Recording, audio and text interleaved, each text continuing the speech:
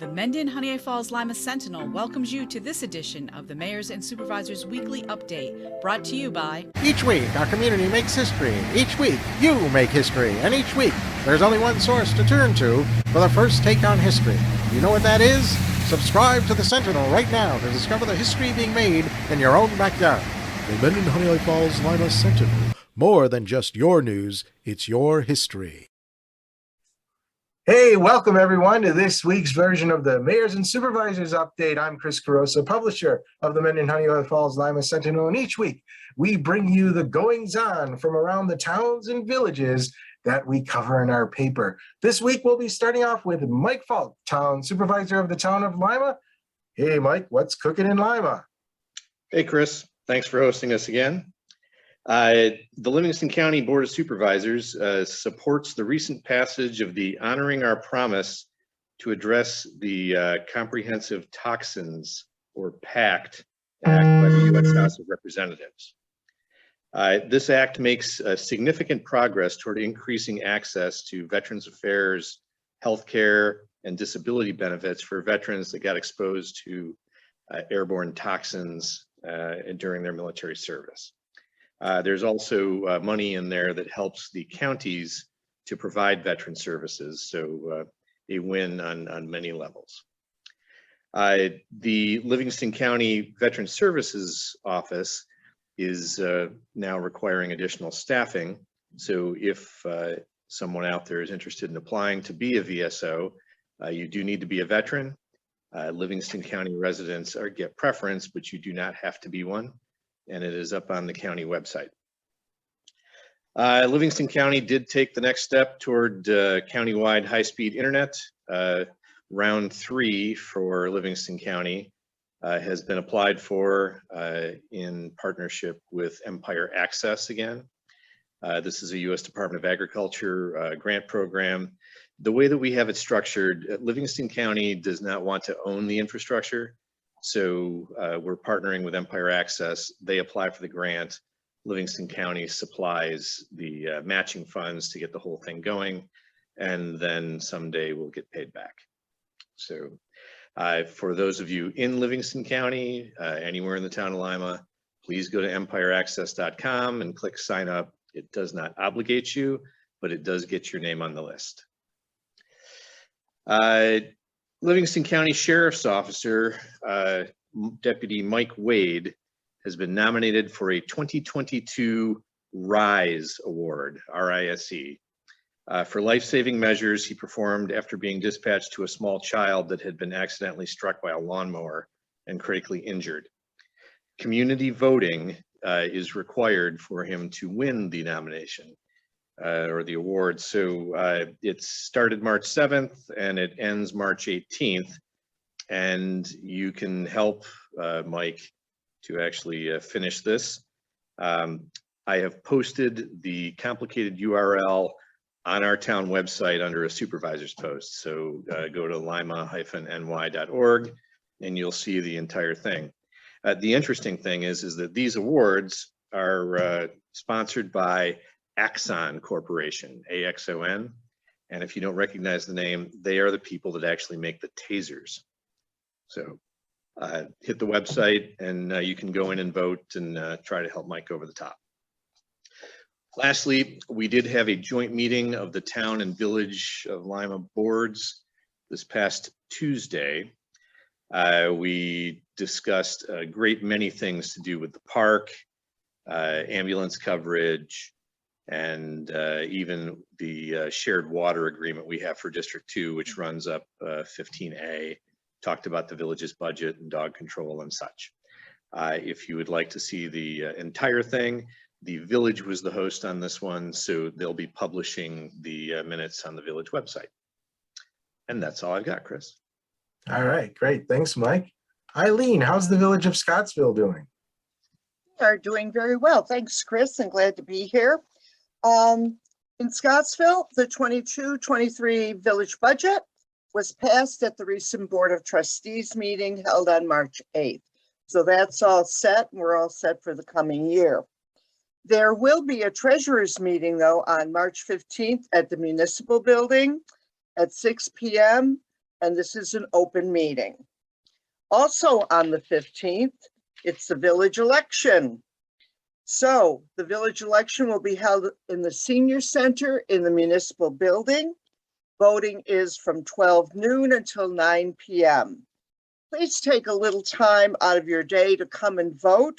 Remember, besides voting on the mayor and trustee positions, there is also a referendum on the ballot regarding whether to allow retail sales of cannabis within the village boundaries. Now, this refers only to cannabis dispensaries and not to on-site consumption establishments. So please take a little while to come down and vote. And if you want more information on the retail sales of cannabis, there's more information and a summary of what the law means on our website and Facebook. You can access it there. And that's about it. But no matter what the weather has been like this weekend, spring is on the way. And I've even seen my first robin of the year. So hopefully that's a good indicator. I know our DPW is going to be very busy this spring and summer. And next week, I'll try to give you an update on some of the things they have planned for spring. So everybody have a good week, and we'll see you next week. That's All right. all. Thank you, Eileen. John, Marvelous Mendon, what's happening in that town? Hey, everybody. Thanks for having me as always. And hopefully we're all looking forward to spring and, a little different look to the outdoors. So look, everybody wants to see a little green, obviously on St. Patrick's Day, but definitely after that as well. One of the things that always comes with spring is speeding. So you may remember that last year we purchased two speed monitoring machines. I had seen them over in the town of Farmington, and we purchased two of them, and we did some placed them at various places around the town of Mendon where we had complaints.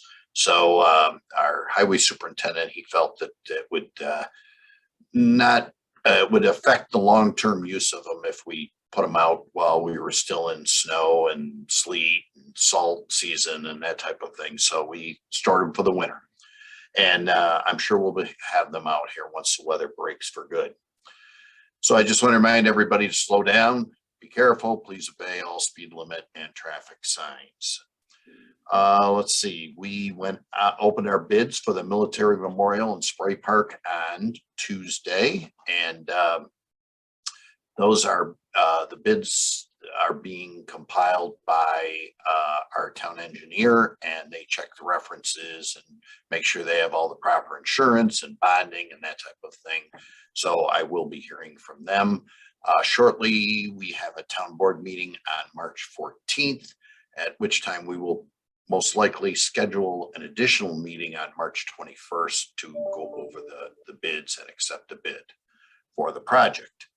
Let's see, Post 664, which is the Honeoye Falls Legion, has been receiving donations for the military memorial, and we certainly appreciate all their efforts to help defray the cost of that memorial.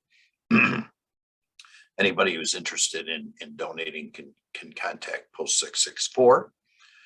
Let's see, we have I think I mentioned this last week, but it was good to see that the governor removed the zoning of additional buildings on properties that would basically take towns and villages out of the zoning business to a certain degree. That was something I wrote about in the Sentinel, and I was very happy to see that removed. We just want to control our own zoning like every other community, and so we're glad to see that removed. And I did attend a rural development meeting in Seneca Falls last week.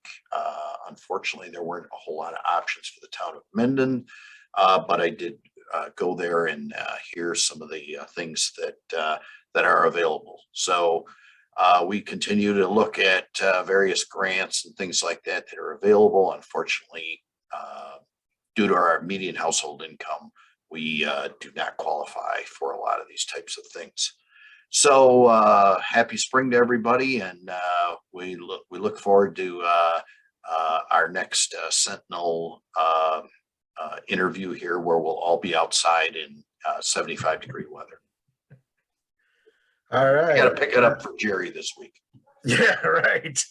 All right. Anybody else have anything that they want to add that they may have forgotten? Seeing none, I want to thank everyone who's here on today's show and everyone who's watching. Remember, we're broadcasting this every Sunday at 1 o'clock on our Facebook page and YouTube channel.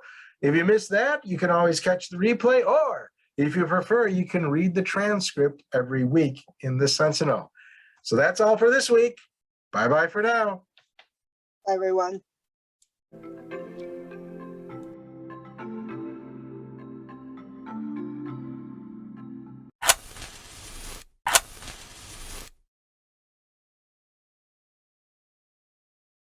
Imagine yourself communicating with a difference. Pan-Dimensional Solutions helps you do this. Whether live spectator events, taped broadcasts, or real-time audience-engaging programs, you can benefit immediately from the tools Pan-Dimensional Solutions will share with you.